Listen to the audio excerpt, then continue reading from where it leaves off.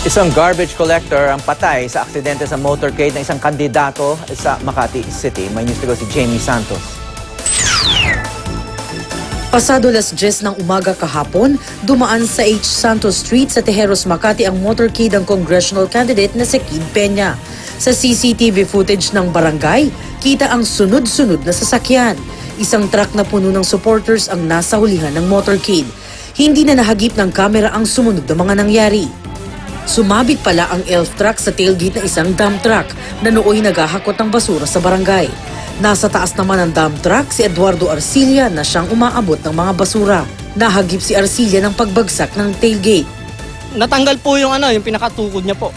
Kaya po naipit po yung ulo ng tao. Tinulungan po nila ng mga kasamahan niya. Rumesponde naman ng barangay. Ako po yung first responder. Tinignan ko po yung biktima. Nung inano ko po sa leg, patay na po talaga siya. Kasama raw sa motorcade si Peña, pero hindi na raw ito pinatuloy matapos ang insidente. Ayon sa mga taga-barangay, bumalik daw ito para tignan ng sinapit ng biktima. Ang driver naman na naka-aksidenteng truck na si Anthony Rebano nawala matapos ang aksidente. Sumuko ito pasado 5:00 ng hapon sa Makati City Police. Tumanggi itong magbigay ng pahayag. Initial reaction ng driver, natakot siya eh. Kaya umalis siya doon sa at pumunta siya doon sa kanilang garahe para ipaalam ito sa may-ari ng truck.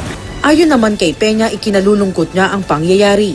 Tutulungan daw nila ang pamilya ng biktima, haharap sa reklamong reckless imprudence resulting to homicide. Ang driver ng elf truck, Jamie Santos, GMA News.